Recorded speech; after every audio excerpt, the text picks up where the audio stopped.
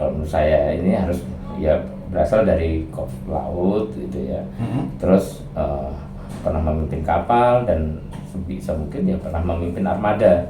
Ya, kenapa pernah memimpin armada ini menjadi penting? Karena operasi laut itu sebenarnya yang paling paham itu ya seorang panglima armada. Ya. Dia harus mampu mengendalikan operasi di permukaan, di bawah permukaan. Dengan kans yang di luar dari korps laut kan kita tahu di TNI AL kan ada juga marinir di situ. Nah itu pertanyaan kenapa? Ya sebenarnya kan kalau pertanyaannya itu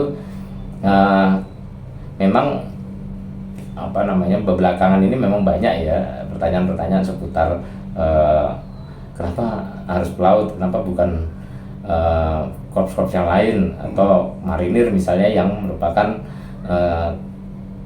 pasukan elit angkatan laut gitu ya. Nah sebenarnya ini yang perlu juga diluruskan ya.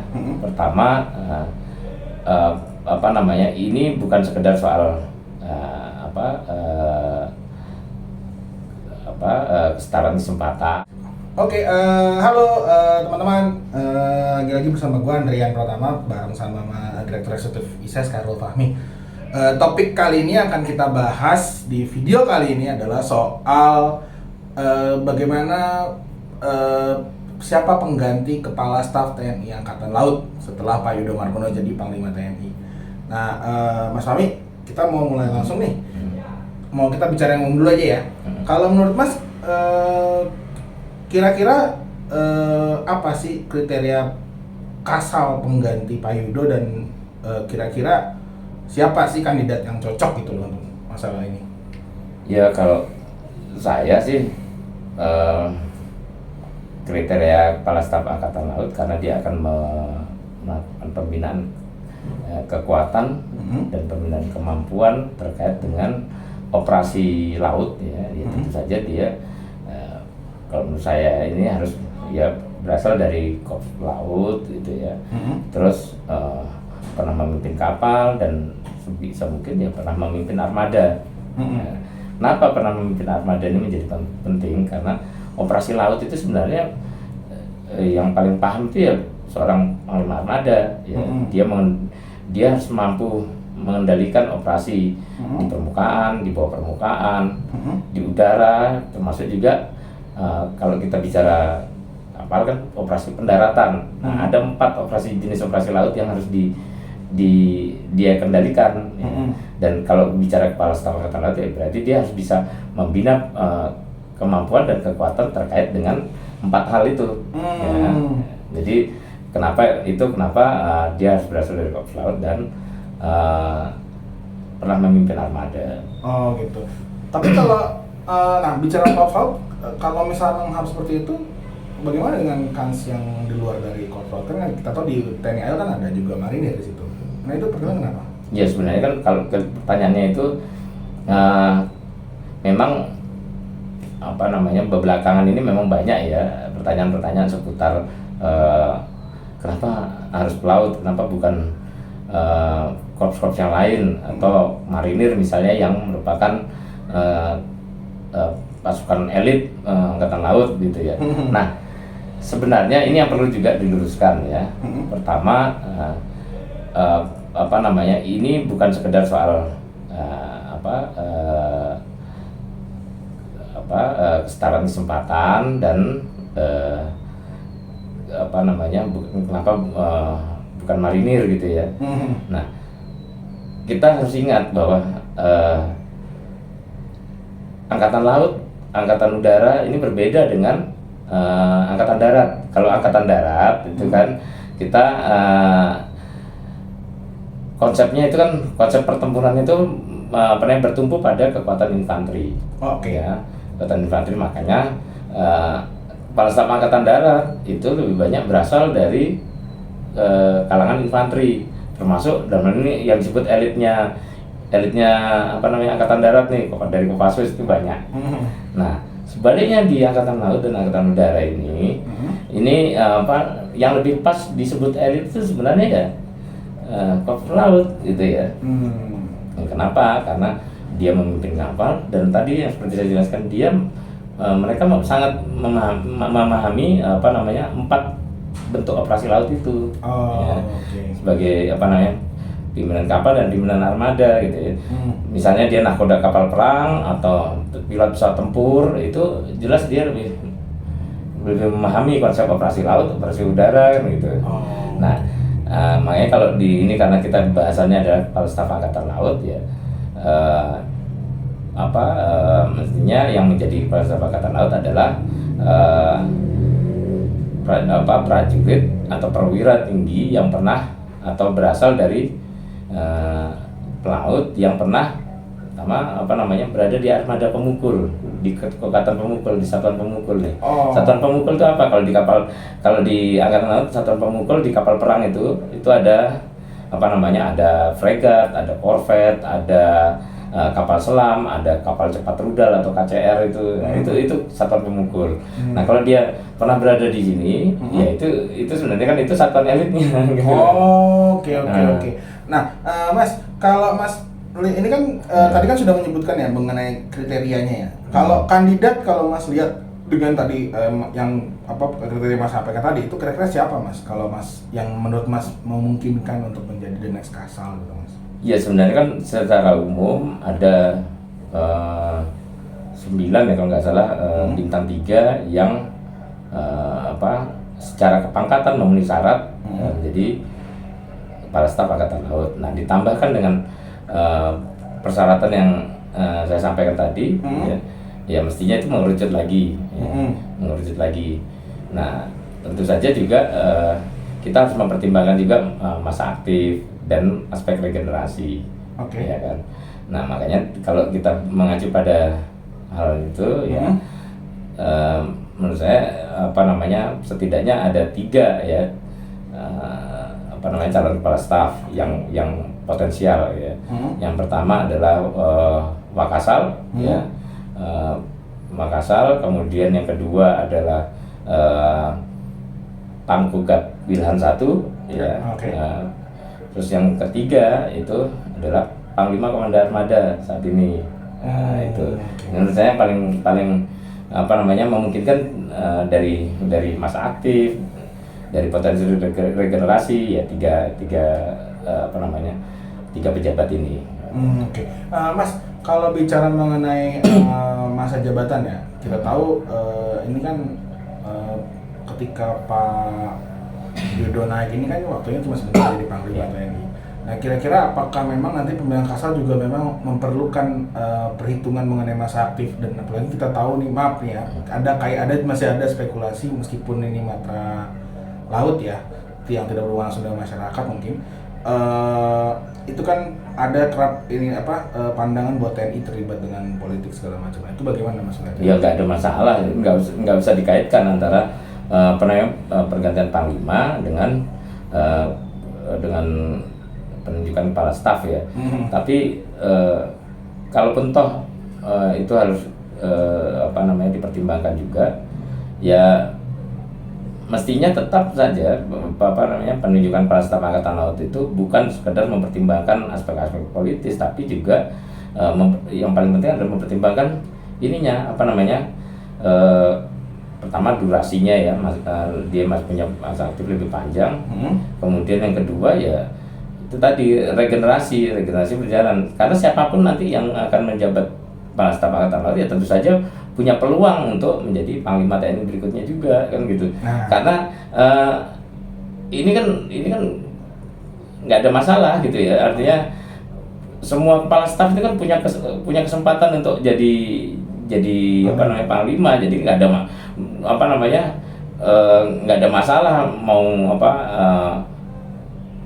dia masa aktifnya panjang, itu menguntungkan bagi aspek pembinaan kemampuan dan kekuatan di Angkatan Laut. Walaupun dia tidak jadi Panglima TNI sekalipun, dia dengan masa aktif yang lebih panjang dia akan bisa melakukan banyak hal secara optimal gitu loh. Oke.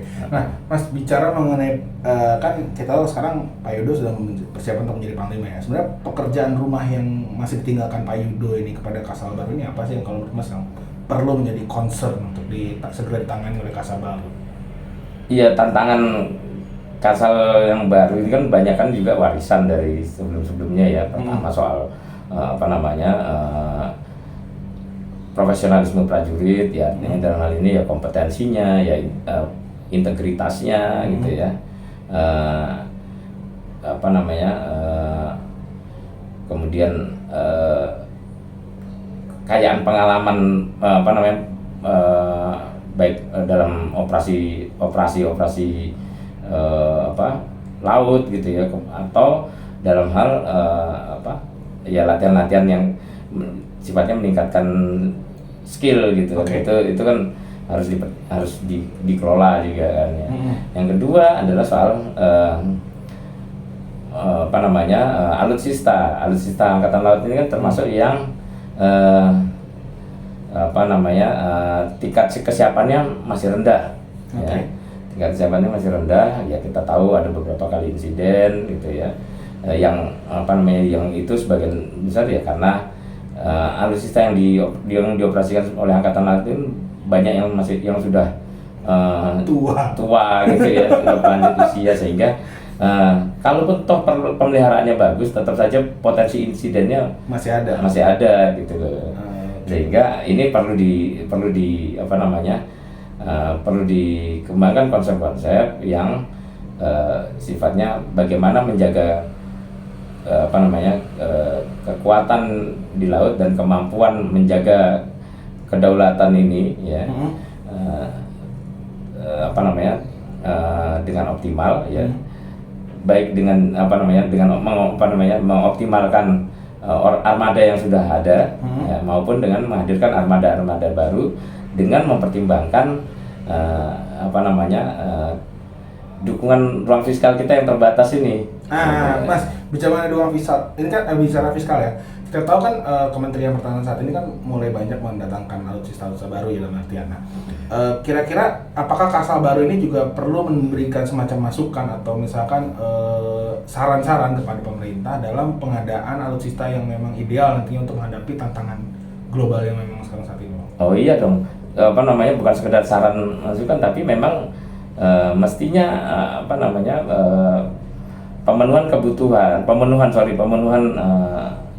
alutsista ini ya, kebutuhan alutsista ini ya tentu mestinya juga mempertimbangkan betul kebutuhan dari penggunanya. Dalam hal ini ya, kalau alutsista laut ya penggunanya kan angkatan laut, tentu saja harus mempertimbangkan kebutuhan real mereka di lapangan kan gitu ya. Nah, tentunya dengan skala-skala prioritas, karena tidak semua bisa dibelanjakan dalam waktu singkat kan gitu. Betul.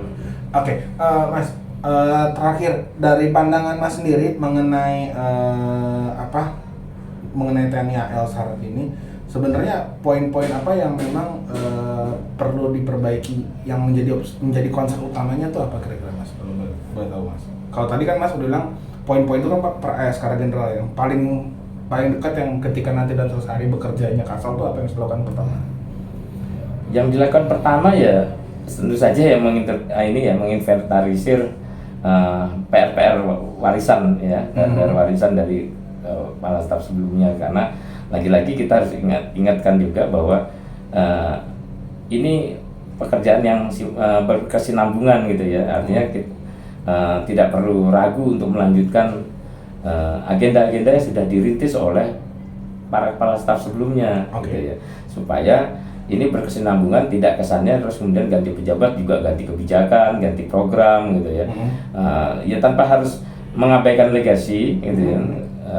Tetap kesinambungan itu menjadi aspek yang penting, sehingga ya kalau kita lihat dari apa yang sudah dilakukan Pak Ido sama ini, ya misalnya soal concern beliau soal profesionalisme prajurit, concern beliau pada soal penataan alutsista gitu ya. Nah, ini kan hal baik yang sudah perlu dilanjutkan, termasuk juga soal peran serta angkatan laut dalam kegiatan atau agenda-agenda yang sifatnya dukungan pada agenda-agenda pemerintah, agenda-agenda negara gitu. Contohnya ya. Contohnya kan ini dukungan TNI AL dalam penanganan pandemi ya. Mulai dari soal vaksinasi, kemudian soal penyediaan layanan kesehatan, maupun itu kayak waktu rame-ramenya tinggi-tingginya angka COVID, ada kebutuhan oksigen yang waktu itu langka, gitu. Angkatan Laut kan sangat sangat kuat dukungannya untuk ketersediaan oksigen ya. Nah itu hal-hal seperti itu kan perlu dilanjutkan. Mungkin bentuknya bisa berbeda-beda tergantung nanti situasinya seperti apa. Tapi yang perlu diingat adalah bahwa dukungan itu memberikan makna yang sangat kuat bagi bagi hubungan antara ya TNI AL sendiri dengan masyarakat maupun dengan perangkat-perangkat pemerintahan yang lain kan gitu. Iya Mas, sorry lupa. Biasanya kalau setelah Panglima nanti ini kan dari TNI AL. Kalau nanti ketika Kasal jadi Panglima, berapa lama sih rata-rata biasanya pengisian jabatan Kasal baru ini idealnya gitu loh Mas? Biasanya apa kalau dari setelah Panglima setelah Panglima dilantik ini kan biasanya nggak jauh-jauh, pasti dalam ini ketika Panglima ini sedang diproses persetujuan sampai dengan pelantikannya, penggantiannya juga mengikuti gitu ya. Artinya ini juga berproses juga ya. Hanya saja kan prosesnya berbeda karena tidak melibatkan persetujuan DPR, tidak membutuhkan persetujuan DPR. Tentu prosesnya kan misalnya di lingkaran TNI sendiri melalui proses Wanjakti, kemudian diusulkan ke Presiden, dan tentu saja Presiden juga butuh waktu ya untuk melakukan penilaian-penilaian gitu ya, dan mendiskusikan siapa yang layak gitu kan. Tentu saja pasti akan ada waktu yang dibutuhkan untuk itu, tapi saya kira tidak akan jauh jaraknya dari pergantian Panglima. Dengan pelantikan Panglima nanti itu akan segera diisi. Oke, siap. Thank you. Makasih Mas Fahmi ya untuk hari ini. Sedikit obrolan kita ini soal kursi Kasal yang akan diisi ke depan. Oke. Thank you. Nanti bisa lihat di episode selanjutnya.